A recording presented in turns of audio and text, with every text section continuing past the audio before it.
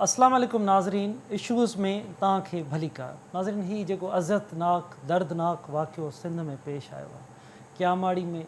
ॿिनि मासूम नौजवाननि खे जेके पंहिंजे रोज़गार लाइ पंहिंजे पेशे लाइ कंहिं कंपनी टेलीकॉम जी कंपनी सां हुते पहुता, जिन खे अज़ियत ॾेई तशदुद करे, जंहिंजा फुटेजिस तव्हां सभु ॾिसी बि नथा सघो। केरु बि दर्द दिलि रखंदड़ माण्हू उहा शइ न ॾिसी सघंदो। उन अहम इशूअ ते असां ॻाल्हि ॿोल कंदासीं। गली पोटरा वासी इसाक पंवर मक़तूल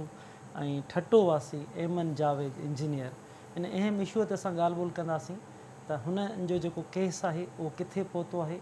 इंक्वायरी किथे पहुतल आहे, जवाबदार केतिरा उन में गिरफ़्तार थी सघिया आहिनि, मुआशिरो कहिड़े तरफ़ थो वञे। इन अहम इशूअ ते असां ॻाल्हि ॿोल कंदासीं।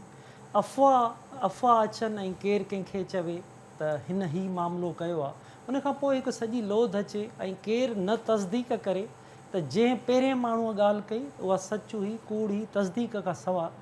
उन्हनि जे मथां ईअं तशदुद करणु, जहिड़ा जीअं सिरूं हणनि, स्रोटा हणनि, लठियूं हणनि, उन वक़्त ताईं उन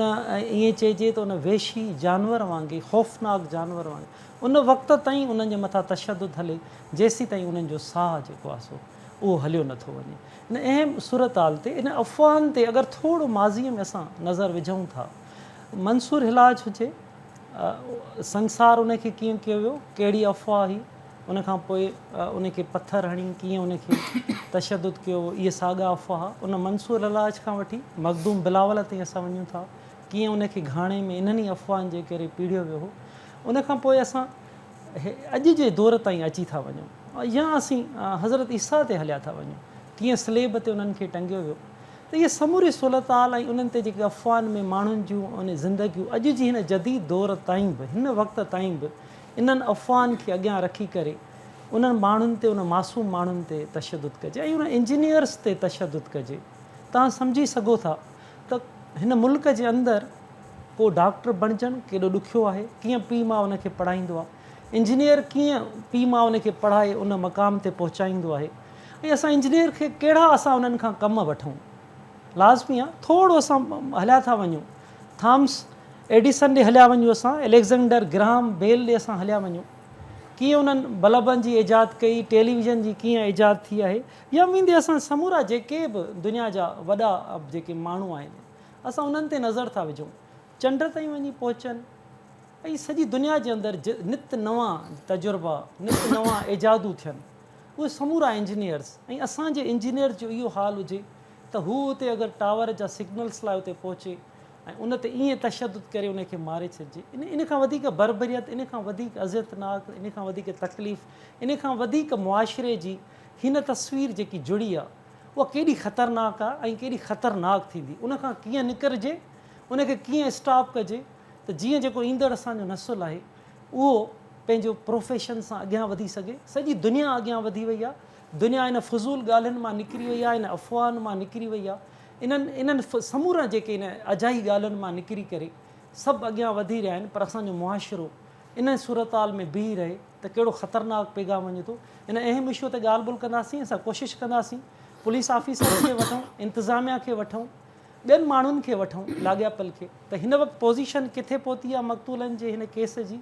ऐं उनखां सवाइ हिन मामलनि खे रोके कीअं सघिजे थो। असांजे कराची स्टूडियो में असांजे रिपोर्टर KTN न्यूज़ जे अब्दुल्ला सोलंगी उन असांखे जॉइन कयो आहे। अब्दुल्ला, तव्हांखे वेलकम थो चइजे। अब्दुल्ला,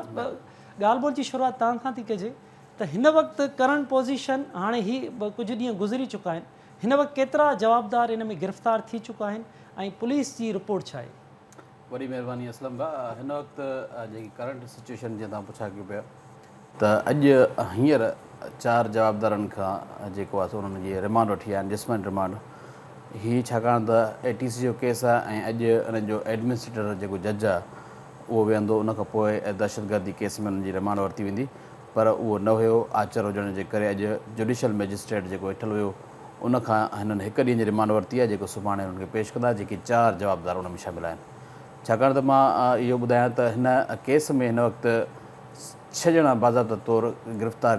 कया विया आहिनि, पर हीअ चइनि जी रिमांड इन लाइ वरिती वई आहे जो 2 ॼणा गुज़िरियल राति हिकिड़ो ऐं उनखां गॾु कल्ह जेको आहे हिकिड़ो जवाबदार गिरफ़्तार कयो वियो हुयो। बाक़ी उनखां अॻु में जीअं टे गिरफ़्तार कया विया हुआ, उन्हनि खे नामज़द कयो वियो। उन खां पोइ हिकिड़ो गिरफ़्तारी जेकी थी उनखे बि नामज़द कयो वियो। मजमूई तौर ते जेको आहे 15 ॼणा हिन केस में नामज़द थियल आहिनि ऐं 200 खां 250 हिन केस में नामालूम ॼाणायल आहिनि। हीउ केस जेको बेदर्दी सां क़तल थियल इसाक पंवर आहे उनजे चाचे जी मुदत में दाख़िल थियल आहे ऐं उहो जेकी उन ॾींहुं जेकी मां हुते मौजूदु हुयुमि उन्हनि जी जेकी अफ़सोसनाक हालति असांखे नज़र आई उहा त सिर्फ़ु उन्हनि जी ॾिसण में नज़र आई, पर जेके उन्हनि जे अंदर में उहे वीडियोज़ ॾिसण खां पोइ उहो लाश खणण खां पोइ जेके उन्हनि जी ॻाल्हियूं मूंखे ॿुधायूं त असलम हक़ीक़त इहा आहे त माना उहो असां ॿुधी नथा सघूं, छाकाणि त जे बेदर्दी सां हिननि जेको क़तलु कयो वियो हीअ जेको मां ॿुधाईंदो रहां थोरो बैकग्राउंड त हीअ कैमाड़ी जे ज़िले जो मच्छर कॉलोनी इलाइक़ो आहे जिते उतियल आबादी आहे ऐं ख़ासि तौर ते 80% हिन में बंगाली ऐं भरमी रहंदा पिया ऐं उनखां अलावा 20% जेके उन में मिक्स आहिनि जंहिंमें पठाण ऐं उर्दू ॻाल्हाइण वारा ऐं सिंधी ॻाल्हाइण वारा बि थोरा घणा आहिनि उते मौजूदु। हिन इलाइक़े जी ख़ासि तौर ते हमेशह ॾोहनि जी ज़ीनत बणियल इन लाइ आहे जो ॾोह हिते आम जाम थींदा आहिनि। उहे ॾोह कहिड़ा आहिनि? उहे मंशियात जा ॾोह आहिनि। हूअं त ओवरऑल कैमाड़ी ज़िले में जेके 13 थाणा आहिनि उहो को थाणो न आहे जंहिं थाणे में तव्हांखे मंशियात जी सप्लाई ईअं न मिले। मंशियात में तव्हांखे गुटको उते मिलंदो, आइस, चर्स ऐं ख़ासि तौर ते जेके मावा ठाहींदा आहिनि न उन्हनि मावनि में केमिकल विझंदा आहिनि, लिक्विड विझंदा आहिनि, उहे पिणु जेको कंपनियूं ईअं सम्झो हिननि जे घरनि जे हिकु हिकु घर में तव्हांखे नंढड़ी नंढड़ी मशीन मिलंदी जेकी उहा मावा ठाहींदा आहिनि। जे हिकिड़ी सर्वे मूजिबि त हर 3 घर में तव्हांखे नंढड़ी मशीन मिलंदी जेकी उहा मावा ठाहींदा आहिनि ऐं मुकमल तौर ते जेके उते मौजूदु माण्हू आहिनि उहे पाण बि खाइनि था पिया ऐं उतां जेको आहे ॿार विराइनि बि पिया, ॾियनि बि पिया। उन्हनि ते मुख़्तलिफ़ वक़्तनि ते पुलिस जी कार्रवाई थियूं आहिनि, पर पुलिस जेतोणीकि SSP आहे उतां जो कैमाड़ी जो फिदा हुसैन जावरी जंहिं कोशिशि कई आहे, पर मुंहिंजे ख़्याल में गुज़िरियल जॾहिं हीउ ज़िलो ठहियो आहे कैमाड़ी तॾहिं खां हीउ SSP लॻल आहे ऐं उनखां पोइ उन में अहिड़ी का वॾी कार्रवाई न कई वई आहे जंहिंमें इहे ऑपरेशन करे हुनजे सॼो ख़तमु थियनि। जेतोणीकि बार बार जेको आहे सो रिपोर्ट ईंदी आहे, IR रिपोर्ट ईंदी आहे, इंफॉर्मेशन रिपोर्ट ईंदी आहे त हिते मंशियात फ़रोश घणा आहिनि, या वरी जेके स्पेशल जेकी पुलिस आहे उन में ख़ासि तौर ते IG सिंध जेको हिकिड़ो सिस्टम ठाहियो त उन तहत जेकी लिस्टूं ठाहियूं पुलिस जा मुलवस जेके एहलकार उन्हनि खे बि गिरफ़्तार कयूं, उन जे बावजूदि कैमाड़ी जे ज़िले अंदरि जेकी मंशियात ख़तमु थी सघी आहे। हीउ जेको अफ़सोसनाक वाक़ियो उन ॾींहं ते तक़रीबन 11:30 बजे पेश आयो आहे, जुमे जे ॾींहं ते। जीअं पेश आयो उनखां पोइ असांखे इतला मिलिया त उते 2 ॼणनि खे शहरी तशदुद था कनि पिया। मच्छर कॉलोनी जा जेके माण्हू आहिनि उहे मछरिजी विया आहिनि ऐं उन्हनि ते तशदुद कनि था, पर ॿाहिरां माण्हू तशदुद था कनि पिया। अच्छा, पहिरियों असांखे ख़बर पई असलम बाद हीउ जेको मौक़फ़ असांखे मिले पियो इलाइक़े वासनि मां त हीअ 2 जेके आया आहिनि अॻवाकार आहिनि जेके ॿारनि खे अॻवा कनि पिया। हाणे उहा ग़लतफ़हमी कीअं पेश आई मां थोरो तव्हांखे ॿुधाईंदुमि। जेको मूंखे ख़बर पई आहे जेको उतां जे इलाइक़े वासनि सां असां इंटरव्यू कयासीं या पुलिस वारनि सां, उन्हनि ॿुधायो त हिननि वटि डिवाइस मौजूदु हुई, लैपटॉप मौजूदु हुयो। हीअ जंहिं जेतोणीकि तव्हां सभिनी खे ख़बर आहे त मुलाज़िम हुया टेलीकॉम कंपनी जा। हिकिड़ो इंजीनियर हो, पंहिंजे ड्राइवर खे साण खणी हुते पहुतो आहे। उनखां पोइ उन घिटियुनि में जिथे उन्हनि जी शिकायतुनि ते हीउ पहुतो आहे, उन्हनि शिकायतूं कयूं, ऑनलाइन शिकायतूं टेलीकॉम कंपनी कयूं हुयूं त असांजे इलाइक़नि में फ़लाणा नेटवर्क नथा हलनि पिया ऐं उहा हिकु नेटवर्क खे बहाल करण लाइ उते सिग्नल चेक करण लाइ जॾहिं पहुता आहिनि हिकिड़ी घिटी खां वरी घर खां 3 घिटी खां ॿी घिटी में, हाणे इन घिटियुनि में जेका हुन सिग्नल चेक कया पए त हुननि मशकूक सम्झी करे उन्हनि ते जेको आहे सो इहो इल्ज़ाम हयो। उनखां पोइ हीउ सॼो मामिलो हलियो आहे, उन में झड़पूं थियूं आहिनि, तक़रीबन 8 खां 10 माण्हू उन्हनि खे उते पहुता आहिनि। त उनखां पोइ मस्जिद जो पेशमाम आयो आहे, मस्जिद जो पेशमाम वठी वियो आहे हिननि खे अंदरि, जेको तव्हां मौलवी ॾिसंदा हूंदव हिकिड़ो पथर खणी आख़िर में हणे थो पियो, उहो अंदरि वठी वियो आहे। उनखां पोइ बकौल पेशमाम जे जेको हाणे गिरफ़्तार थी चुको आहे उन ॿुधायो त मां हिननि खे चयो त तव्हां ॿाहिरि न वञो, माण्हू घणा थी विया आहिनि, पर उन जे बावजूदि हिननि चयो असां चोर न आहियूं, असां कुझु न आहियूं। हुननि कार्ड ॾेखारियो आहे कंपनी जो मौलवी खे, पेशमाम खे, ऐं उनखां अलावा ॿिया उन्हनि जे जेके बि कंप्यूटर आहे या सिग्नल आहे या ख़ासि तौर ते जेकी इंजीनियरिंग वारी टोपी आहे उहा कैप, उहा पिणु जेको आहे हुते सॼो सामान गाॾी जो खणी अची हिननि पंहिंजे कब्ज़े में रखियो हुयो। ऐं उनखां पोइ जेको आहे जीअं हीअ निकिता आहिनि ॿाहिरि, उन्हनि खे माण्हू खे पाण एमन जावेद निकितो त असां हैंडल कयूं था, असां को न आहियूं अॻवाकार, असां हिननि जो मसइलो हल करणु आहियूं। जीअं ॿार निकिता उन्हनि खे ॻिची खां वठी करे ॿार घिटी में हुते पहुता आहिनि, उतां उन्हनि हम नतम ऐं उन्हनि खे रड़ियूं कंदे त बच्चो को अॻवा करने आए हो, बच्चो को अॻवा करने आयो, पथरनि सां लतुनि सां मुकुनि सां हुननि किरायो त जेके तव्हांखे ख़बर आहे कराची जो अवाम ईअं थी वियो आहे, जेकॾहिं तव्हांखे पकिड़े को चवंदो या का औरत ख़ासि तौर ते रड़ करे या केरु बि चए त भाउ हीअ धाड़ियल आहे त उन में देरि नथी थिए तव्हां तशदुद कंदा काॾो चंबो ॿियो काॾो लथ थींदी काॾो मुकिंदी तव्हांखे ख़बर न पवंदी अहिड़ी तरह ते हुननि जेको आहे सो पथर उते छो करे हीउ तमामु ख़राबु हालात वारो इलाइक़ो आहे जिते रुॻो ब्लॉक नई कंस्ट्रक्शन थिए थी पई उन में जेके इमारतूं ठहनि थी पियूं उहे बि गैर क़ानूनी तौर ते जेके रहियल माण्हू आहिनि उहे गैर क़ानूनी तौर ते कब्ज़ा करे ठाहिनि था पिया उते ब्लॉक जा ख़ासि तौर ते उते जेके दुकान पिण आहिनि जेके सीमेंट जा ब्लॉक ठाहींदा आहिनि उहे ब्लॉक उते जाम पियल आहे उन्हनि में जीअं माण्हू किरिया आहिनि ॿई वीचारा हीअ किरी पिया ज़मीनुनि ते उन्हनि खे मथे में आया अथऊं उन्हनि खे एतिरो तशदुद कयो अथई जीअं हाणे फुटेज हीअ सॼी सिंध ॾिसे थी पई ऐं उहो ॾिसण जहिड़ो वीडियो न आहे उनखां पोइ जॾहिं हीअ सॼो मामिलो थी वियो आहे ॿ पुलिस वारा एहलकार उहे पुलिस वारा एहलकार जेके हुते टीम में मौजूदु आहे कहिड़ी टीम में पोलियो टीम में मौजूदु आहे पोलियो मुहिम हले थी पई जीअं तव्हांखे ख़बर आहे उन टीम में मौजूदु ॿ सिक्योरिटी एहलकार मिलियल हुया पुलिस वारा उन्हनि अचे पुछा कयो त छा मामिलो आहे उन्हनि चयो जी अॻवाकार आहे अच्छा इन सॼे प्रोसेस में हाणे इहो 15-20 मिंट प्रोसेस हली वियो आहे माण्हू जहिड़ो था कनि पिया पुलिस वारो आयो आहे उन्हनि खे छॾाए थो पियो आहे ठीकु आहे जेकॾहिं अॻवाकार आहिनि त इहो पुलिस जो कमु आहे तव्हांजो कमु न आहे तंहिं करे इतलाह ॾियऊं पुलिस ते 1-5 ते इतलाह ॾिनो वियो ऐं हुन ख़ासि तौर ते कोशिशि कई पहिरियों त पुलिस वारो उहो तुंहिंजे इलाइक़े जो न हुयो सिक्योरिटी लाइ आयल हुयो तंहिं करे थाणे ते इतलाह ॾियण जी कोशिशि कई उनखां पोइ 1-5 ते इतलाह ॾियण जी कोशिशि कई ऐं इतलाह जे बावजूदु पुलिस ते हू हमलावर थी विया पुलिस वारनि ते पाण तशदुद कयूं चवंदा आहिनि त 1-5 ते इतलाह ॾे त 8 मिंटनि जे अंदरि हू पहुचनि था छा हिन में ईअं थियो आहे न ॾिसो न इहो ई त वॾी ॻाल्हि आहे मुंहिंजे ख़्याल में एडिशनल आई जी कराची जावेद आलम ओॾो इन ते इंक्वायरी विहारी आहे त इहो 1-5 जो इतलाह मिलण बावजूदु छो न पहुती जेकॾहिं पहुती त छो इतलाह न इन कंट्रोल रूम ते त ॿी नफ़री हुनखे घुराई वञे 8 मिंटनि वारो जेको तव्हां पुछा पिया कयो बिल्कुलु ईअं हुयो त 1-5 कराची में मददगार अलॻि हिकिड़ी सिक्योरिटी एंड डिवीज़न जे DIG मक़सूद मेमण जे हवाले कई वई हुई जंहिं इहा दावा कई त किथे बि तव्हां फ़ोन कयो ऐं तव्हांजे इलाइक़े में गश्त ते मौजूदु 1-5 वारा तव्हांजे 8 मिंट में मौजूदु पहुचंदा न पहुता अधु कलाकु थी वियो न पहुता राब्तो न कयूं त तव्हांजो किथे आहे मामिलो उनखां पोइ हिननि ते मुंहिंजे ख़्याल में ज़रियनि जेको असांखे पुलिस में ॿुधाए पियो त इंक्वायरी करे एडिशनल आई जी त 1-5 वारा ऐं थाणे जी पुलिस छो देरि सां पहुती बहरहाल उन्हनि खे अहिड़ी हालत में जेको आहे छॾियो वियो उनजे बावजूदु जीअं जंगल जे क़ानून जीअं पाण टेवनी गांवड़ी केटीअनि ते हले थो पियो जंगल जो क़ानून नाफ़िज़ थी वियो जंगल में बि खूनखार जानवर हूंदो आहे न असलम उनखे बि ईअं न मारिबो आहे उहो मरी वियो त उनखे छॾे ॾींदा जेकॾहिं तव्हांखे का भला मिली वेंदी उनखे मरी वेंदा उन खां पोइ उनखे छॾींदा हिननि वहशी सिफ़त इंसाननि एतिरो त उन्हनि ते तशदुद कयो आहे जो हू वीचारा साह निकिरी वियो आहे हुननि जे जेके मुंहं मां ब्लड हले थो पियो उनखां बावजूदु उन ते लतूं था हणनि पिया मथां चढ़नि था पिया टपा था ॾियनि पिया वॾा वॾा ब्लॉक खणी उते मथां हणनि था पिया न सिर्फ़ु इहे ओबाश या चइजे नौजवान छोकिरा पर उन सां गॾु जेके औरतूं आहिनि उन सां गॾु जेके वॾी उमिरि जा माण्हू आहिनि जेके तक़रीबन 5 वक़्तु निमाज़ आहिनि बंगाली उतां जो इलाइक़ो जेको आहे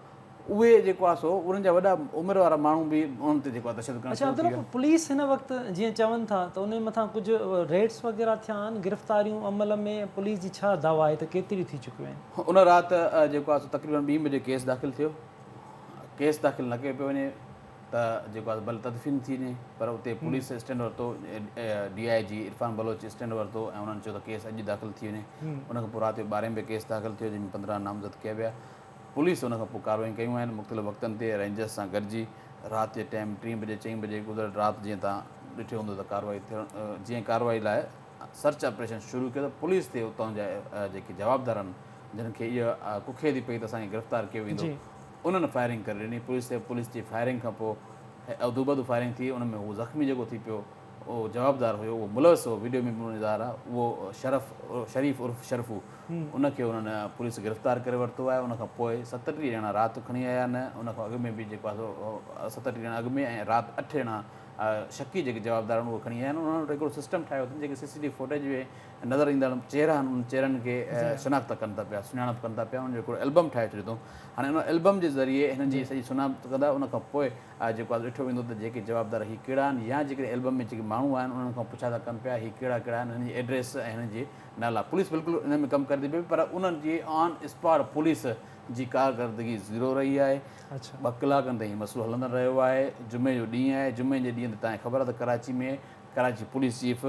चवंदो आहे पुलिस जे हर थाणे हिते एतिरो माना उन्हनि जी हिकिड़ी फॉर्मेलिटी थियल हूंदी आहे त जुमे जे ॾींहं ते तव्हां सिक्योरिटी कराची में टाइट कयो वञे पर उन बावजूदु हिन इलाइक़नि में पुलिस नज़र अच्छा अब्दुल्ला तव्हां जेको हिन पे रिपोर्ट कयो आहे हिन समूरे केस खे त भला इहो बि तव्हां खां मालूम कंदुमि त SSP जीअं फिदा हुसैन जामरी आहे त उहो भला जल्दी उते पहुतो हो या उनखे बि 1-5 वांगुरु लेट थी आहे ॾिसो SSP साहिबु तॾहिं पहुतो जॾहिं पुलिस खां कंट्रोल खां निकिरी वई पुलिस थाणे जी पुलिस पहुती उन्हनि रिपोर्ट कई त साईं हिते 100 माण्हू मौजूदु आहिनि ऐं असां वटि माना रेफरी बि मौजूदु ॿई नौजवान क़तल थी चुका बिल्कुलु क़तल थी चुका आहे उन्हनि खे एम्बुलेंस पहुती आहे उते एम्बुलेंस खे छीपा ऐं ईदी एम्बुलेंस खे वॾी ॻाल्हि इहा आहे त खणण न पिया अचनि लाश अच्छा उतां जा इलाइक़े वासी खणण न पिया अचनि हुननि पुलिस वारनि खे इलाज कया आहिनि 15 ते वरी ॿीहर हुननि छीपा ऐं रेस्क्यू टीम वारनि ॻाल्हियूं कयूं आहिनि त तव्हां हिते महिरबानी करे पहुचो त असां हीअ जेके लाश आहिनि उहे खणी वञूं लाश पियल हुया लाश हुननि खे न पिया ॾियनि रेस्क्यू टीम खे जंहिंखां पोइ जेको आहे सो एम्बुलेंस बीठल हुयूं पुलिस वारा पहुता आहिनि पुलिस खां पोइ बि जॾहिं SSP खे इतला मिलिया त उते पुलिस नाकाम थी चुकी आहे SSP पाण पहुतो ऐं उन्हनि सिर्फ़ु इहा अचे जेको बयानबाज़ी कई त हीअ फोत थी चुका आहिनि ऐं असां जांच कयूं था पिया जेको शुरूआती इतला आहिनि त हीअ जेको अॻवाकार आहिनि पर हुन ते मामले जांच कई वेंदी उनखां पोइ हीअ ख़बर पई आहे जॾहिं त उन टाइम ई पुलिस खे बि ख़बर हुई उन टाइम ई इलाइक़े वासियुनि खे ख़बर हुई त हीअ कार्ड हिन जा मौजूदु आहिनि हिननि वटि इंजीनियरिंग वारी केप आहे डिवाइस आहिनि कंप्यूटर अच्छा हिननि वटि हिकिड़ो पायोडीन जो शीशो जेको फुटेज में तव्हां ॾिसंदव त उहो में जेके फुटेज कैटिन हलंदा पिया उन में पायोडीन जो हिकिड़ो त उनखे खणी हिकिड़ो मौलवी उतां जो जेको इलाइक़े जो चाचो हुयो उन चयो त ये दवाई थी बच्चों को इसमें सूंघ के उसको बेहोश करने के बाद ये उठाने की कोशिश कर रहे थे अच्छा हू चएसि थो दादा हीअ पायोडीन आहे ऐं हीअ लैपटॉप हीअ 2 बैग आहिनि इहे असांजी टेक्निकल डिवाइसिस आहिनि इन लाइ तव्हां जेको आहे शक में न वञो उन बावजूदि उन्हनि खे बिल्कुलु तमामु इंतिहाई ॾुखो ईंदड़ ऐं अज़तनाक वाक़ियो पेश आयो आहे वॾी महिरबानी तव्हांजी असांखे हाणे डिप्टी कमिश्नर क्यामाड़ी मुख़्तियार अबड़ो साहिबु असांखे जॉइन कयो अस्सलाम वालेकुम मुख़्तियार साहिबु वालेकुम साईं मुख़्तियार साहिबु डिस्ट्रिक्ट इंतिज़ामिया तव्हां आहियो तमामु वॾो सानियो पेश आयो 2 नौजवाननि खे हेॾी अज़ियत ॾेई क़तल कयो वियो हिन वक़्तु सूरत हाल कहिड़ी आहे SSP सां लाज़मी आहे तव्हांजी मीटिंग्स हूंदियूं केतिरियूं गिरफ़्तारियूं अमल में अची सघियूं आहिनि तव्हां कीअं था हिन मामले खे ॾिसो साईं ॾाढो अफ़सोसनाक वाक़ियो आहे सभ खां पहिरीं तव्हां जेके शहीद थी विया नौजवान उन्हनि जे पूरे ख़ानदान सां सिंध गवर्नमेंट जे नुमाइंदे जे हैसियत सां ॾुख जो इज़हार कयां थो ऐं दुआ थो कयां त अलाह ताला खेनि जन्नतुल फिरदौस में जॻह अता फ़रमाए जेसिताणी तालुक़ु आहे बिल्कुलु SSP साहिबु ऐं असां पाण मंझि राब्ते में आहियूं SSP साहिबु ऐं ज़िलई पुलिस जेको आहे उन्हनि ॾाढो ज़बरदस्त कमु कयो आहे जीअं तव्हां ॼाणो था त 15 माण्हुनि जा FIR में नाला विधा विया आहिनि जिन जी सुञाणप थियल आहे जंहिंमें जा 5 माण्हू अरेस्ट कया विया आहिनि बाक़ी तक़रीबन 34-35 माण्हू आहिनि जिन जी जेको आहे सो शक की बुनियाद ते उन्हनि माण्हुनि खे अरेस्ट कयो वियो आहे जिन जी इन्वेस्टिगेशन कई पई वञे FIR में 780 जा बि जेको कलम लॻाया विया आहिनि ऐं इंशाअल्लाह ताला इन्वेस्टिगेशन जेका थिए पई जदीद अंदाज़ में थिए पई तमामु मुतहरिक SSP आहे ऐं इन्वेस्टिगेशन जा जेके ऑफिसर आहिनि उहे बि ॾाढा मुतहरिक आहिनि अनक़रीब उहे जेके तमामु ज़ालिम क़ातिल जेके इंसानियत जा दुश्मन इंसान आहिनि उहे पंहिंजे मंतक़ी अंजाम ते ज़रूरु पहुचंदा इन्हनि माण्हुनि खे इंशाअल्लाह ताला कानून जे कटड़े में आणे करे जेका कानून मुताबिक़ सज़ा आहे उन्हनि खे ॾिनी वेंदी ऐं मिसाली में हिकिड़ो मिसाल क़ाइमु कयो वेंदो अच्छा जी जी जी मुख़्तियार साहिबु हा मूं इहा ई बि गुज़ारिश कई त असांजा जेके पुलिस वारा आहिनि उहे ॾाढी महिनत सां ऐं जदीद अंदाज़ में टेक्नोलॉजी जो सहारो वठनि ते जल्द खां जल्द जेको आहे सो उन्हनि तमामु क्रिमिनल माण्हुनि खे गिरफ़्तार कंदी साईं अच्छा मुख़्तियार साहिबु ही बि भला उन टाइम जेको ही हमिलो थियो आहे ऐं हेतिरा माण्हू उते मौजूदु आहे लाज़मी तमामु केतिरे ई वक़्त ताईं उनजे मथां तशदुद हलंदो रहियो त तव्हां बि डिस्ट्रिक्ट इंतिज़ामिया आहियो लाज़मी आहे तव्हांजो इन खां पोइ मीटिंग्स बि आला ऑफिसर्स सां थियूं किथे देरि थी किथे कोताही थी जो 15 बसाण मौजूदु हुई क्विक रेस्पॉन्स फोर्सिस उन्हनि जी रिप्लाई या उन्हनि जो एतिरो जल्दी रेस्पॉन्स न हो छा जो एतिरी देरि ताईं हू तशदुद कंदा रहिया ऐं 2 नौजवान शहीद थिया साईं तव्हांखे बिल्कुलु इहा ख़बर हूंदी त इहो जेको मच्छर कॉलोनी जो इलाइक़ो आहे इन में तमामु घणा जेको आहे सो लखें खणी आऊं चवां त जेके गैर क़ानूनी माण्हू आहिनि उते रहियल आहिनि उन सां गॾु केतिरा ई माण्हू जेको आहे सो पंहिंजा जेको आहे सो शनाख़्ती कार्ड बि ठहिराए चुका आहिनि यकीनन उन मंझि कोताहियूं हूंदियूं ऐं पर उहो तव्हां एरिया ॾिठो हूंदो त हिकिड़ो त कची आबादी नुमा आहे ऐं ॿियो उन मंझि ॾाढियूं गलियूं जेको आहे जेके घटियूं आहिनि उहे ॾाढियूं छोरियूं आहिनि इलाइक़ो हिकिड़ो गुंजान आबादी वारो आहे उते जॾहिं आउं पाण बि बीठो आहियां त तमामु गाॾी हलाइण में बि असांखे तकलीफ़ थींदी आहे ऐं टी ॻाल्हि इहा आहे त उते जा जेके माण्हू आहिनि जीअं त तव्हां ॼाणो था त सभई तक़रीबन उते मेजॉरिटी माण्हू जेके गैर क़ानूनी तौर ते रहनि था उन्हनि जो गलियुनि जे अंदरि जेको निज़ाम रखियलु आहे उहो अचण वञण में जीअं ॿाहिरियों माण्हू अचे थो वञे थो उन्हनि ते तमामु घणी नज़र रखनि था यकीनन गलियूं सोढ़ियूं हुअण करे जेको आहे सो मुख़्तियार साहब माफ़ कंदा तव्हां सां गॾु मौजूदु रहिजो पाण इन ते ॻाल्हि ॿोल बि कयूं था तव्हां डिस्ट्रिक्ट इंतिज़ामिया आहियो पर जावेद आलम ओढो साहब कराची पुलिस जा चीफ आहिनि उन्हनि असांखे जॉइन कयो अस्सलाम वालेकुम जावेद साहब अस्सलाम वालेकुम जावेद आलम ओढो साहब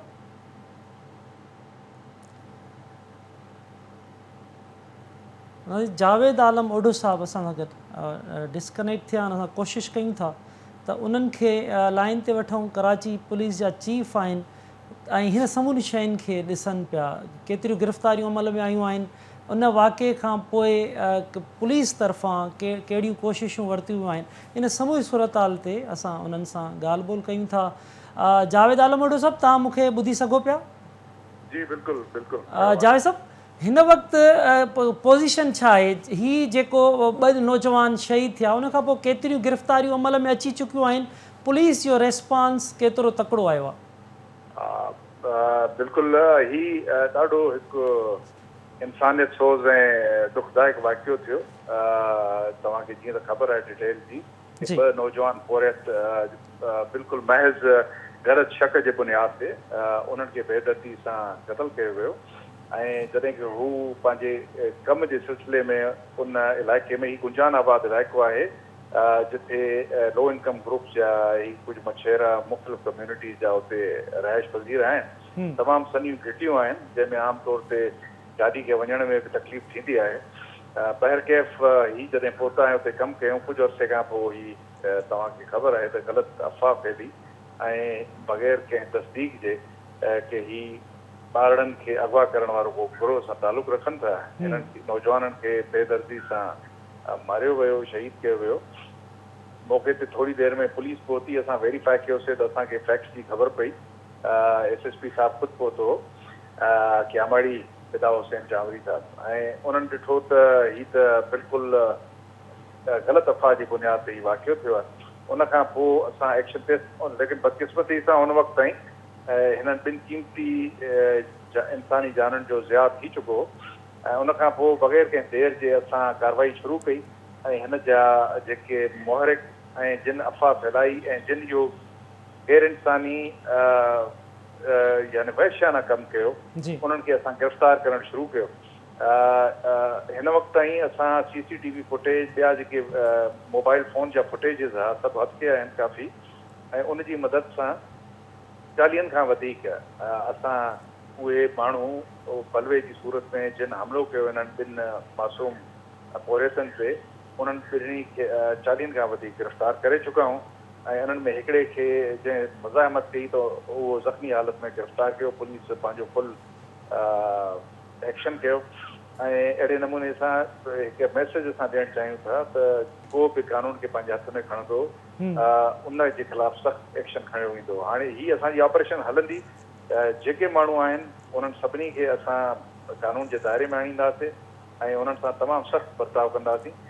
कानून जी हदूद में रही करे ऐं इनशाला हीअ सभु माण्हू ख़ासि तौर ते तव्हां ॾिठा जेके मोहरक हुया उन्हनि में कुझु पकड़िया विया आहिनि जिन जे हथ में डंडा ऐं पत्थर आहिनि ऐं कुझु मोहरक जेके आहिनि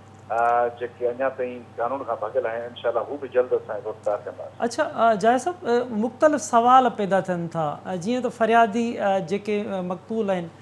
उन्हनि जी फ़रियादी आहे उन बि सवाल उथारिया पिए कुझु माण्हुनि बि उथारिया पिए 15 जे किरदार ते पियो उथारियनि त छा 15 ओतिरो जल्दी रेस्पॉन्स न ॾेई सघी इन इशूअ में ॾिसो ही उहा हिकिड़ी त इंक्वायरी असांजी हले पई लेकिन जीअं त मां ॿुधायो त ही तमामु गुंजान आबाद आबादी जिथे सनियूं सोढ़ियूं ऐं पुरपेच घिटियूं आहिनि पोइ ही प्रॉपर सेटल्ड एरिया न आहे ऐं इन में अंदरि मूवमेंट में ई प्रॉब्लम थींदो आहे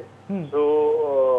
हिन वक़्तु ताईं जेका इंफॉर्मेशन आहे त पुलिस जो रिस्पॉन्स बल्कि एतिरे ताईं जो सीनियर मक़ाम SSP बि मौक़े ते पोइ बाद में पहुची विया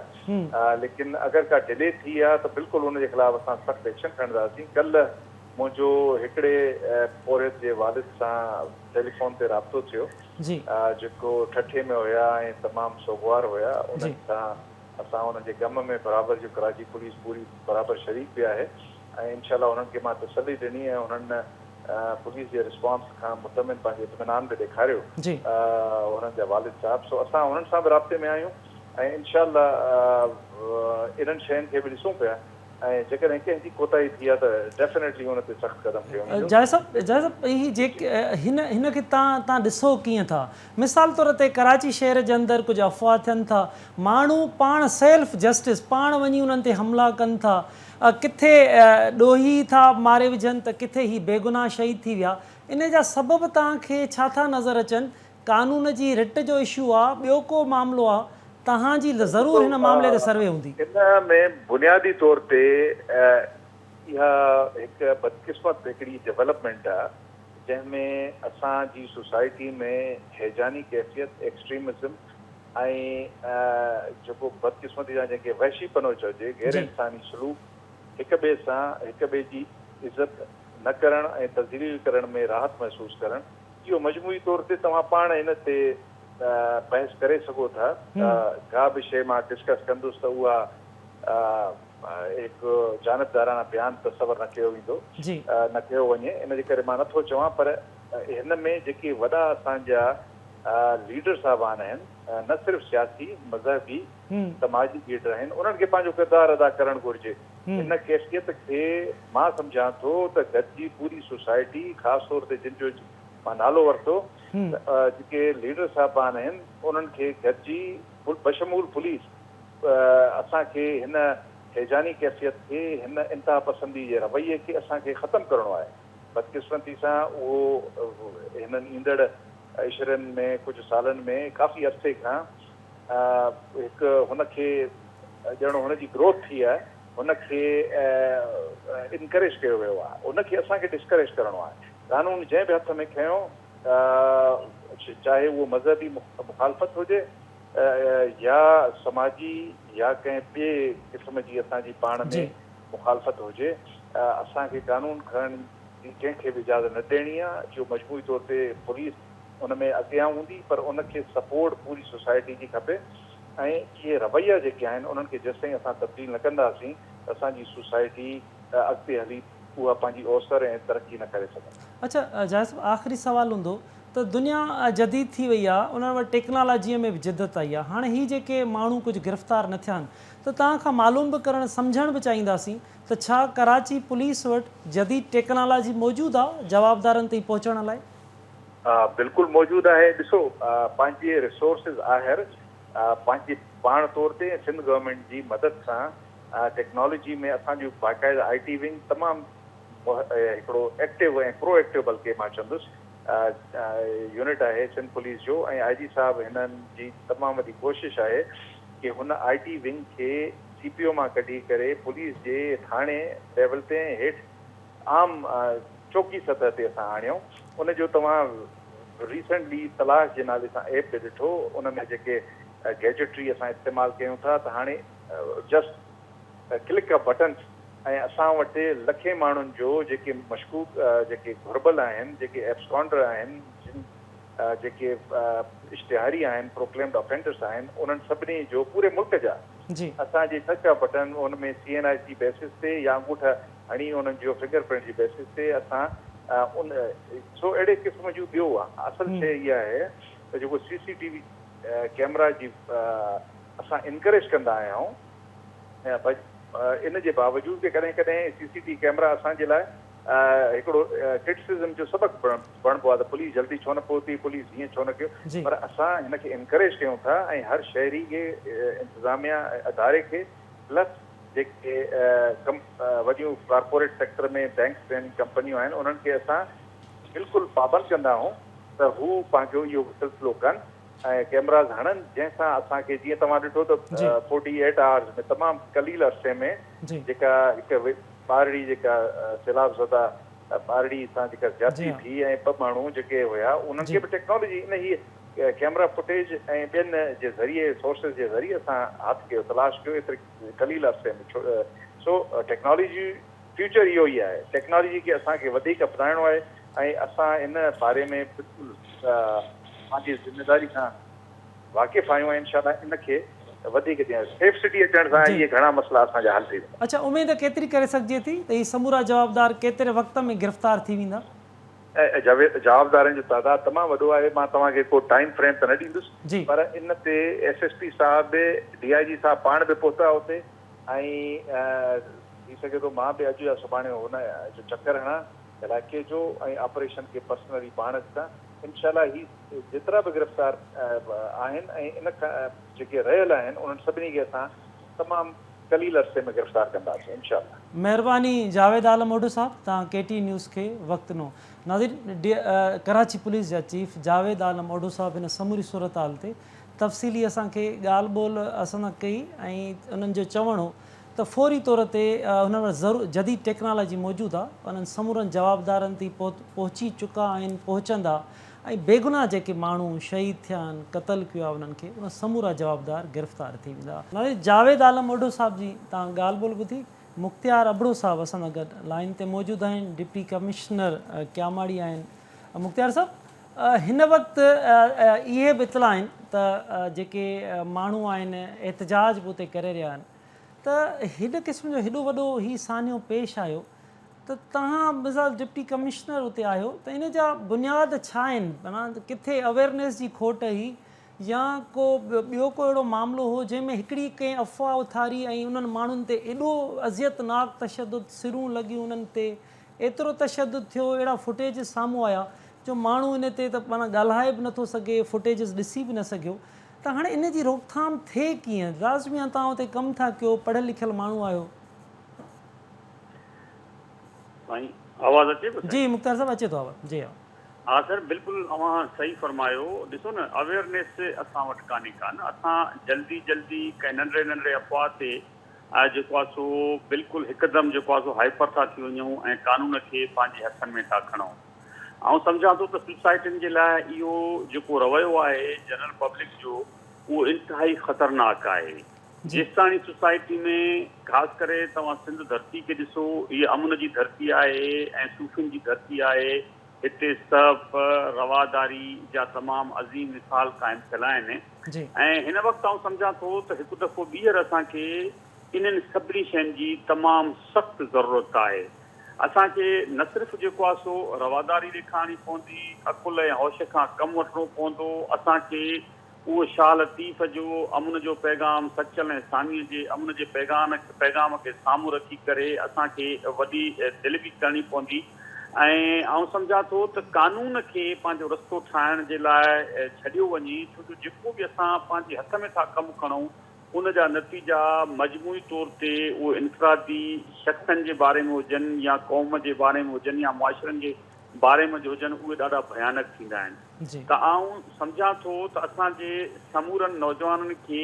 इवन असांजा जेके नौजवान शहीद थिया आहिनि, इन जे हवाले खां सॼी क़ौम खे, सभिनी माण्हुनि खे रवादारी जो मुज़ाहिरो करणो पवंदो ऐं कानून खे पंहिंजे हथ में न खणणु खपिजे ऐं छॾे ॾियणु खपे त कानून पंहिंजो रस्तो पाण ठाहे। ऐं सम्झां थो त जेकॾहिं इहे मुलज़िम कानून जे ज़रिए पंहिंजे मंतक़ी अंजाम ते पहुता त वरी कंहिं मुंहिंजी ज़रूरत कोन थींदी। कानून जे मथां अमल दरामद थियो, कानून खे रस्तो ॾिनो वञे त इहो सभिनी जे लाइ फ़ाइदेमंद आहे। हिन वक़्तु जंहिं अंदाज़ में पुलिस कमु करे रही आहे, उन्हनि खे यकीनन तमामु घणो सलाम थो कयां। ॾाढो ज़बरदस्त अंदाज़ मंझि अकुलमंदी सां इन ज़ुल्म खे, इन बर्बरियत खे, पंहिंजे मंतक़ी अंजाम ते पहुचाइण वारा आहिनि। अनकरीब ॾिसंदा त उहे जेके एक्चुअल मुलज़िम आहिनि, जेके एक्चुअल कल्प्रिट्स आहिनि, जिन जे पास हुई नाइंसाफ़ी कई आहे, उन्हनि खे कानून मुताबिक़ सज़ा ॾियारी वेंदी। ऐं जॾहिं कानून मुताबिक़ सज़ा ॾियारी वेंदी त सभिनी जे लाइ दिलनि ते जेको आहे सो पहा पइजी वेंदी। अच्छा मुख़्तियार, जी जी, अच्छा इहे मां क्यामाड़ी जे हवाले सां, तव्हांजे डिस्ट्रिक्ट जे हवाले सां बि मालूम कंदुमि त कुझु इतलात अहिड़ा बि ईंदा आहिनि त के गैर क़ानूनी रहंदड़ माण्हू, गैर मुल्की परॾेही रहंदड़ माण्हुनि जा बि उते इतला आहिनि, मुख़्तलिफ़ उन्हनि जा अहिड़ा कुधा कम बि आहिनि, त छा तव्हां उन ते कुझु कमु कयो पिया? आउं सम्झां थो त इन ते असांजी जेकी लाॻापियल इदारा आहिनि उहे बिल्कुलु नज़र रखंदा आहिनि, कमु बि कनि था। जेके गैर क़ानूनी तौर ते जेके माण्हू अचनि था या जेके रहनि था अची, उन्हनि माण्हुनि जे मथां नज़र बि रखी वञे थी। ऐं यकीनन डिस्ट्रिक्ट क्यामाड़ी मंझि इन क़िस्म जा माण्हू बि आहिनि जेके माना गैर क़ानूनी तौर ते तरसियल आहिनि। उन्हनि माण्हुनि जा तव्हां ॾिसो न, ख़ासि करे उन्हनि जा वरी पंहिंजा बि हिकिड़ा जेको आहे सो क़ानूनी तौर ते जेको आहे किथे केस आहिनि, किथे कहिड़ियूं ॻाल्हियूं आहिनि, किथे कीअं आहिनि। बहरहाल ओवरऑल जेको आहे सो असांजा कानून जा जेके लाॻापियल इदारा आहिनि उन्हनि जे मथां नज़र बि रखनि पिया ऐं उन्हनि माण्हुनि जे तमामु कमनि कारनि जे मथां नज़र रखनि था। पर ज़रूरत इन ॻाल्हि जी आहे हिन वक़्त ते त हिनखे मजमूई तौर ते हिकिड़ो तमामु बहितरीन जेको आहे सो हिकिड़े निज़ाम तहत इन्हनि जी ॿीहर जेको आहे सो जेकॾहिं इन्हनि जो तइदाद खे ॻणियो वञे, उन्हनि जे मथां हिकिड़ी ॿीहर जेको आहे इन्वेस्टिगेशन कई वञे त जेके गैर क़ानूनी तौर ते तरसियल माण्हुनि जो हिकिड़ो सुठो अंग बि अची वेंदो ऐं उन खां अलावा ॿिया उहे माण्हू आहिनि जेके सस्पिशियस आहिनि, जिन जेको आहे सो माना कंहिं न कंहिं अंदाज़ माने कंहिं न कंहिं हवाले सां कुझु कानूनी डॉक्यूमेंट बि ठहिराए वरिता आहिनि त उनखे बि ॿी कैटेगरी में रखियो वञे तो मरबूत ऐं गॾियल जिदोजहद सां उन्हनि माण्हुनि जे तइदाद खे माण्हू ॻोल्हे सघे थो ऐं उन्हनि जे मथां कानून मुताबिक़ कार्रवाई करे सघिजे थी। अच्छा, बिल्कुलु मुख़्तार साहब, ही जेके उन्हनि जा लाज़मी आहे वालदेन उन्हनि खां तो ग़म कॾहिं न विसरंदो, त हाणे तव्हां केतिरो उन्हनि खे यकीन ॾियारींदव इंतिज़ामिया त उन्हनि जवाबदारनि खे फौरी तौर ते गिरफ़्तारी उन जी अमल में अचे, उन्हनि सां इंसाफ़ थी सघे मक़तूलनि जे वारसनि सां? साईं 100% उनखे यकीन था ॾियारियूं, 100% यकीन था ॾियारियूं त असां सिंध गवर्नमेंट ऐं पुलिस ऐं इंतिज़ामिया बिल्कुलु उन्हनि माण्हुनि खे अरेस्ट बि कंदी ऐं उन्हनि खे लाॻापियल जेका जो बि सज़ा आहे उहा बि ॾियण में जी कामयाबु थी वेंदी ऐं अनकरीब तव्हां ॾिसंदव त उहे माण्हू जेको आहे कानून जे कटड़े में। ठीकु आहे मुख़्तियार अबलो साहब, वॾी महिरबानी तव्हांजी, तव्हां KTN न्यूज़ खे वक़्तु ॾिनो। नाज़रीन, हिन अज़ियतनाक ऐं वेश्याणे तशदुद ऐं जेके नौजवाननि खे बेगुनाह तशदुद करे क़तल कयो वियो आहे उन ते सॼी सिंध सरापा एतिजाज आहे। बाशऊर माण्हू एतिजाज करे रहियो आहे। सॼी दुनिया जे अंदरि माण्हू हिन जो ॾुखु मल्हाए रहिया आहिनि, तकलीफ़ आहे माण्हुनि खे जो जेके फुटेजिस आहिनि जंहिं अंदाज़ में तशदुद कयो थो वञे, हिन वेझे माज़ीअ में अहिड़ो मिसाल असांखे नज़र नथो अचे। हाणे असांखे हिन केस जे हिन मक़तूलनि जे जेको केस आहे उनजो फ़रियादी मुदई याकूब पंवर साहब असांखे जॉइन कयो आहे। याकूब पंवर मक़तूल इसाक पंवर जो चाचो पिणु आहे। अस्सलाम वालेकुम याकूब साहब। वालेकुम अस्सलाम। याकूब साहब, पुलिस सां बि असांजी ॻाल्हि ॿोल थी आहे, जावेद आलम ओडो साहब सां, डिप्टी कमिश्नर साहब सां, सभिनी सां। तव्हां खां मालूम कंदासीं त छा पुलिस जी कारकर्दगीअ में तव्हांखे छा इतला ॾिना विया आहिनि त केतिरा जवाबदार गिरफ़्तार थिया आहिनि ऐं उनजी पुलिस ऐं इंतिज़ामिया जी कारकर्दगी में केतिरो मुतमिन आहियो तव्हां? साईं, अॼु ताईं असांखे जेका ख़बर पई आहे त माना 35 माण्हू गिरफ़्तार कया अथनि। उन्हनि मां 5 माण्हू जेके चवनि था त उहे मुलज़िम उन में मुलज़ था मारण में। सुबुह खां असांखे इहा ई जेका ख़बर पई आहे त माना 35 माण्हू गिरफ़्तार कया अथनि। उन खां पोइ जेके 5 माण्हू आहिनि उहे उन्हनि ते इन केस में शामिल आहे मारण में, जंहिंमें वहशियाना तरीक़े सां उन्हनि बेदर्दीअ सां मारियो मुंहिंजे बैटरी खे। जी, अच्छा, थोरो याकूब साहब ॿुधाईंदव त इसाक केतिरा ॾींहं अॻु कराची आयो, कॾहिं खां हिन कंपनी उन जॉइन कई हुई? साईं, तक़रीबन साल जे लॻभॻि माना साल थियण वारो हुउसि। अच्छा जी, ऐं इन जे विच ते हीउ जेको हींअर माना डेथ थियण खां पहिरियों 2-3 ॾींहं ॻोठु आयो मोकल ते। अच्छा, मोकल ते जेॾी महिल आयो त हिन जी दिलि कान पई चए त मां ड्यूटीअ ते वञा माना कराचीअ। पोइ हिन जो मासात अब्दुल रज़ाक खे ख़बर पई त माना मोहम्मद इसाक ड्यूटीअ ते कोन थो वञे। पोइ हिन चयसि तुंहिंजा नंढड़ा बचड़ा आहिनि, तूं ईअं न कर, तूं ड्यूटीअ ते वञ।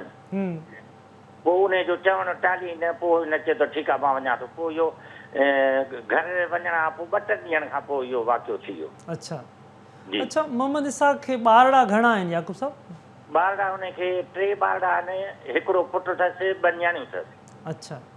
हिकिड़ी न्याणी त वीचारे खे 1.5 महीनो पहिरों ॼाई। अच्छा जी जी। तदफ़ीन उन्हनि जी दली पोटा जे भरिसां तव्हांजो ॻोठु आहे, उते ई तव्हां कई आहे? हा, तदफ़ीन असांजो आबाणू कब्रिस्तान आहे। साईं मोरल शाह उनखे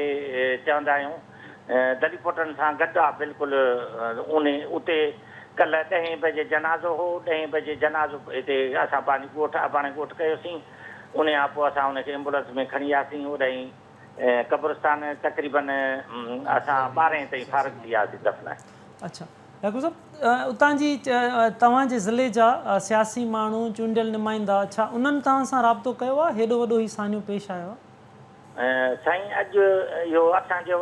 MP आहे ममताज़ अली चांडियो जी उहो अॼु दुआ घुरण आयो माना तक़रीबन कलाक पर अच्छा जी छा मुतालबो हूंदो तव्हांजो पुलिस खां सिंध हुकूमत खां CM सिंध खां साईं असांजो मुतालबो इहो आहे त जेके हुन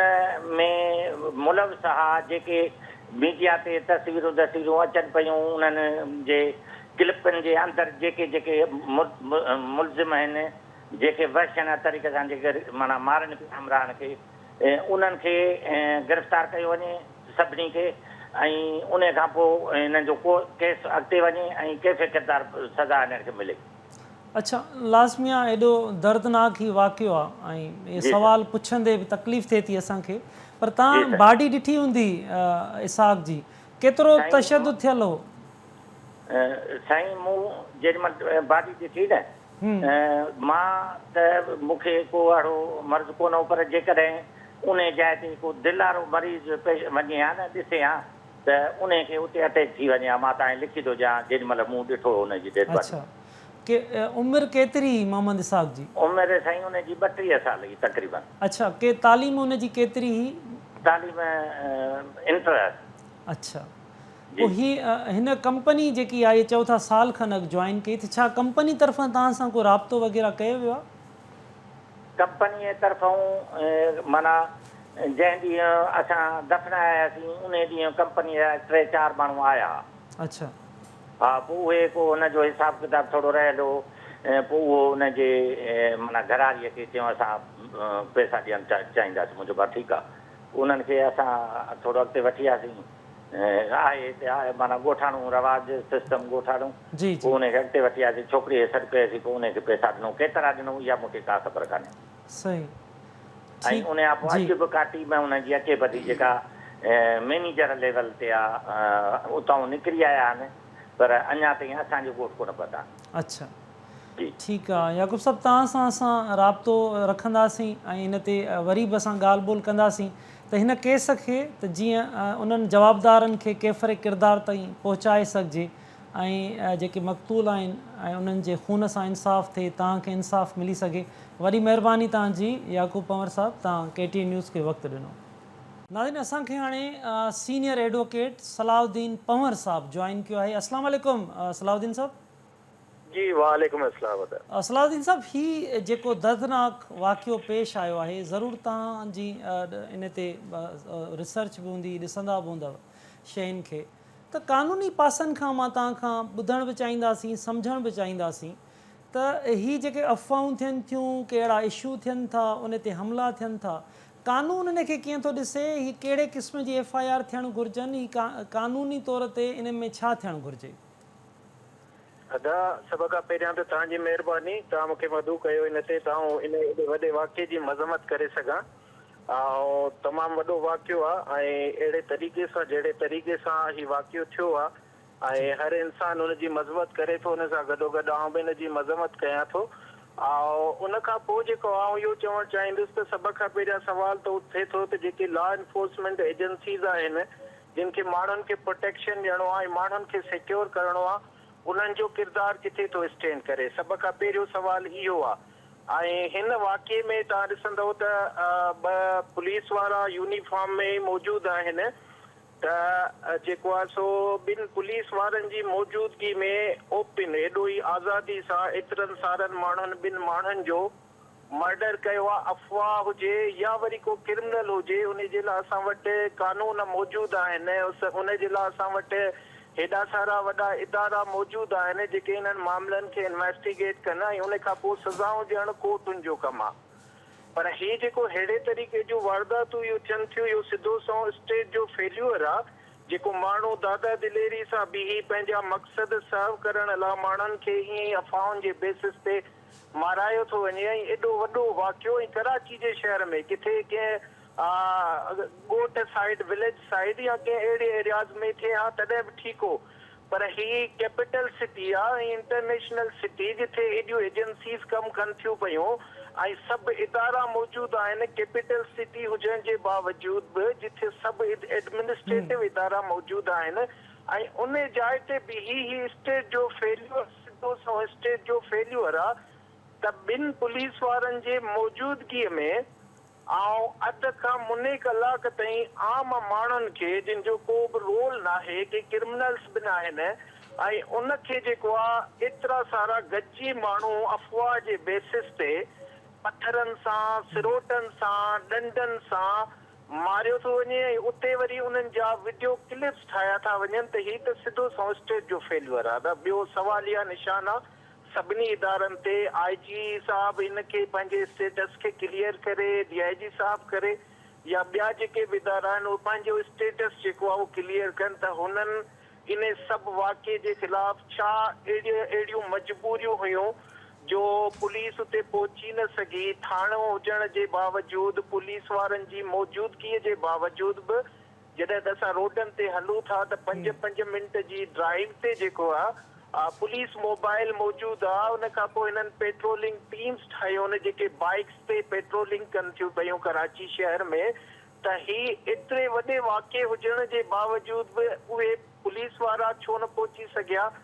पुलिस जेको आहे उन्हनि जी सिक्योरिटी खे इंश्योर छो कयो, छो कोन करे सघी? त इहो सवालिया निशान आहे उन्हनि ते अदा। अच्छा, कानूनी तौर ते एडवोकेट साहब त पोइ ही जेको सिधो सो क़त्ल जो केस साम्हूं अचे थो? जी अदा, बिल्कुलु बिल्कुलु हिनखे सही नमूने सां इन्वेस्टिगेट थियणु खपे ऐं सुठा ऑफिसर हिन ते डिपोर्ट थियणु खपनि जेके हिन सॼे मामले खे इन्वेस्टिगेट कनि त मेन रीज़न छा हो, छो दादा दिलेरी सां अहिड़े तरीक़े सां ॿिनि नौजवान छोकिरनि खे ॾींहं ॾिठे जो एतिरनि सारनि माण्हुनि गॾिजी मारियो ऐं पुलिस उन में इहे एफर्ट्स उन्हनि खे सिक्योरिटी फराहम करण में फेल छो रही? त हिन जी सही नमूने सां इन्वेस्टिगेट थिए। इहो सिधो सो मर्डर आहे, हिकिड़ो त मर्डर आहे, ॿियो टेरर आहे। दादा दिलेरी जेका हुआ उहा टेरर आहे। टेरर जो मक़सदु इहो आहे त माण्हुनि पाण खे एॾो आज़ादी सां पंहिंजो मक़सदु सर्व करे विया त ॿिनि नौजवान छोकिरनि खे उन्हनि दादा दिलेरी सां बि एॾो पब्लिक जे विच ते बि जहिड़े तरीक़े सां मारियो आहे त हीअ त सिधो सो टेरर आहे। ठीकु आहे, वॾी महिरबानी सलाउद्दीन साहब, तव्हां KT न्यूज़ खे वक़्तु ॾिनो। नाज़रीन, अहम इशू ते तव्हां ॻाल्हि ॿोल्हि ॿुधी कराची पुलिस चीफ जी, डिप्टी कमिश्नर जी, मक़तूलनि जे वारसनि जी ऐं समूरनि जी इंतिहाई अहम ॻाल्हि ॿोल्हि थी। हिन अहम समूरी सूरताल में हिकु त ही वहशत पिणो, ही जेके अज़ियतनाक अंदाज़ ऐं उन्हनि ते मक़तूलनि ते हिन अंदाज़ में उनखे क़त्ल कयो वियो, हिन जी सीरियस अंदाज़ में इंक्वायरी जी ज़रूरत आहे। मुआशिरो कहिड़े तरफ़ थो वञे उन ते बि कमु करण जी ज़रूरत आहे त कुझु अफ़वाहनि ते ईअं निकिरी अचे ऐं कंहिंखे साड़े छॾिजे, मारे छॾिजे। इन समूरी सूरताल ते serious discuss ji, serious in ते कम जी इंक्वायरी जी ज़रूरत आहे। ऐं अहम जेको किरदारु 15 जो हो उन ते बि ॻाल्हाइण जी ज़रूरत आहे त 15 जेको आहे emergency response, quick response force, उन जी जेकी ज़िम्मेवारियूं आहिनि उहा उन ज़िम्मेवारीअ ते पूरो छो नथी लहे? DIG मक़सूद मेमन साहब, असां कोशिशि कईसीं त उन्हनि सां असां हिन इशूअ ते ॻाल्हि ॿोल्हि कयूं, पर हुननि असां ॻाल्हि ॿोल्हि न कई ऐं टाइम न ॾिनो। न त उन्हनि खे छो जो इन में जेको कोताही नज़र अचे थी, शुरूआती तौर ते जेके समूरा माण्हू ॿुधाइनि था त 15 ते इतला ॾिनो वियो, पर 15 पंहिंजे वक़्त मुताबिक़ उते न पहुती। इन अहम इशूअ ते SSP फिदा जामरीअ खे उन जे हवाले सां ॿुधाए थो वञे त उनखे बि तमामु घणी देरि थी, उहो न पहुतो। अगरि हीअ सभु पहुची वञनि हा त थी सघे पियो त उन्हनि वेशी दरंदनि खां जिन एतिरो वहशत सां उन तशदुद कयो, उन्हनि नौजवाननि जी ज़िंदगी बची सघे हा। ज़रूरत हिन वक़्तु इन ॻाल्हि जी आहे त हिन ते इंक्वायरी थिए, हिन केस ते मक़तूलनि जे वारसनि सां इंसाफ़ थी सघे, इन खूननि सां इंसाफ़ थिए ऐं जेके जवाबदार आहिनि, समूरा जवाबदार जेके फुटेजिस में साम्हूं नज़र अची रहिया आहिनि, सभु तस्वीरुनि में साम्हूं नज़र अचनि पिया, किन किन तशदुद कयो, केरु उन में मुलविस हो, उहे साम्हूं आहिनि। उनखे फौरी तौर ते उनखे गिरफ़्तार करे उन्हनि खे कैफ़रे किरदार ताईं पहुचाइण जी ज़रूरत आहे। अॼु सॼी सिंध सरापा एहतिजाज आहे। कराची में अॼु ई उन ई इलाइक़े जे अंदरि क्यामाड़ी चौक ते सिविल सोसाइटीअ जो, क़ौम परस्तनि जो, ॿियनि धुरियुनि जो उते एहतिजाज हली रहियो आहे। कराची प्रेस क्लब वाॾो एहतिजाज हली रहियो आहे। सिंध जे मुख़्तलिफ़ शहरनि में समूरा जेके पुरअमन माण्हू आहिनि उहे पुरअमन अंदाज़ में सरापा एहतिजाज आहिनि। सिंध हुकूमत खां मुतालबो करे रहिया आहिनि समूरनि जवाबदारनि खे गिरफ़्तार कयो वञे ऐं जेको ही मक़तूल आहिनि उन्हनि जे खून सां इंसाफ़ करे उन्हनि जे वारसनि खे इंसाफ़ फराहम कयो वञे। पर नवनि इशू सां गॾु ॿीहर गॾु हूंदासीं। तेसिताईं पंहिंजे मेज़बान असलम हैदर खे ॾींदा इजाज़त। अला वाले।